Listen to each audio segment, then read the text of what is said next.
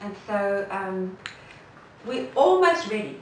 We're just at the cusp of that time. And in my travels, I'm traveling the world and teaching all across the globe. I'm going to Russia next.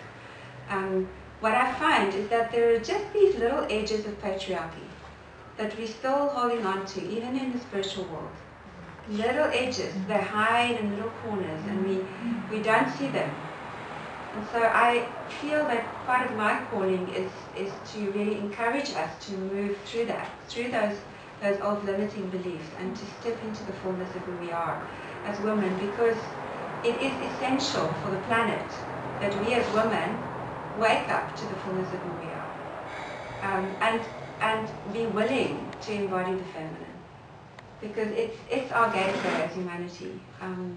If we don't reclaim the feminine, we're stuck in the third chakra with what we already know, and we know what we already know, and we know that it's not working. The financial systems are falling apart. There's too much corruption. There's too much war, and the way through is through the feminine. And so the feminine exists in men too, sure, absolutely, and the masculine is equally important. However, there's something about the mystery of the feminine which needs to be understood, and for us to start living into.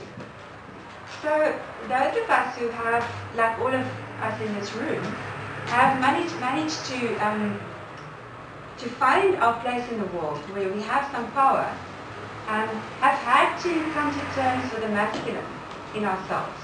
We've had to learn how to be powerful in men's worlds, and how to stay pregnant, how to be able to stand our ground, how to be able to survive in the financial world, how to work the structure. And that's been really, really crucial. We wouldn't be able to be where we are now if we didn't have a willingness for that. Now is the time for us to open to the feminine. And so the trick is that it's very challenging for a woman who's been focused on performance and outcome and achievement to drop that. So now, here comes the next trick. As women who have achieved in society, we then work out that the way that we can be successful as lovers is that we have to give our man an orgasm, which means an ejaculation at this point. We must ejaculate. And then the men get a bit wiser and they start feeling, well, no, I want the woman to have pleasure too. So now the woman's goal becomes to have an orgasm so that he can have an orgasm so that she can be successful. Right? So it becomes this massive process of filled with anxiety for the guy who's scared he's not going to have an erection, because if he doesn't have an erection, he's going to look like he's not a real man.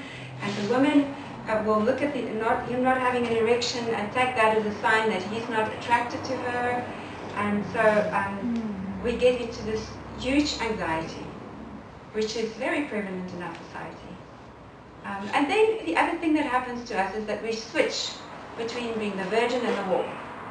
Right? So what I've noticed in the world is that it's more or less acceptable to be a whore until you found your man. Because you're supposed to find a man, right? That's the whole purpose of being a woman. And then, and for many years, by the way, I don't know if you realize that, but until very recently, if you were a woman on your own, you were in trouble. There was no way that you could survive without having a husband or being a sex worker. You had to have some way of relating to a man sexually. Otherwise, you were going to be out on the streets, and that was going to be it. It meant survival is at risk. Wow.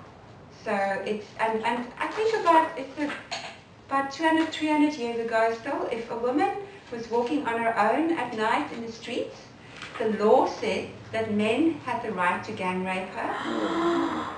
Wow. Because women should be taught a lesson, where their sexuality, where they should be. They could be tempting by being in the streets. So we come from a rather severe history.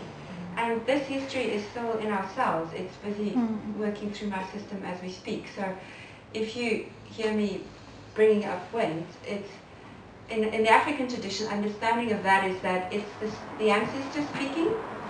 So my ancestors all the way back down, 5,000 years, I presume, doing a complete reshuffle of energy here.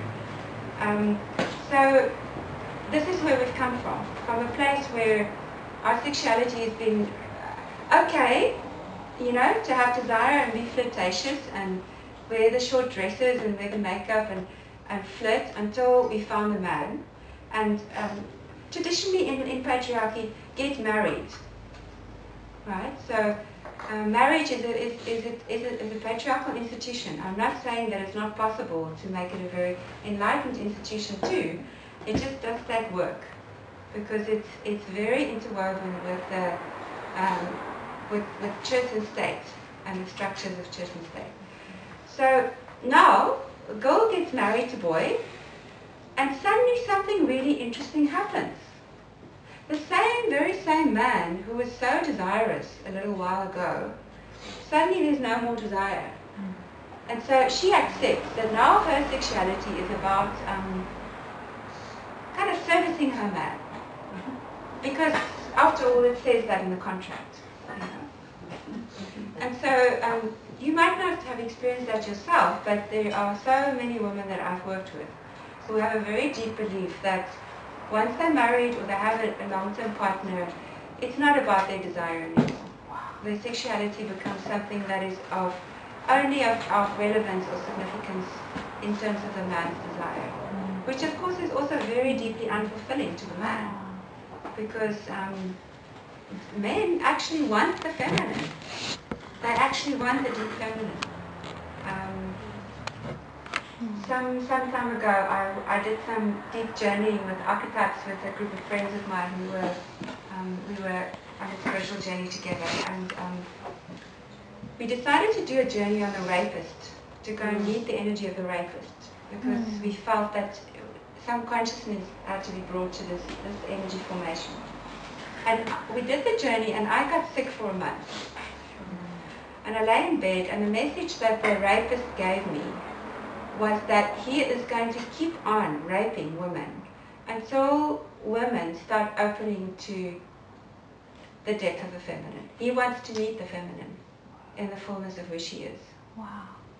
And so that for me was a really, really strong message to say that I think a lot of the dysfunction that we find in men is kind of a reverse action, which is actually inspired by a deep yearning to really meet the feminine, not what in our school we call the junior male, because in patriarchy women have become junior males. You know, we're following the orders. We're trying to be equal as men, but we kind of know we can't quite be equal to men, so we're apprenticing with men on all levels, and we're also apprenticing with men sexually. So that happens the following kind of thing.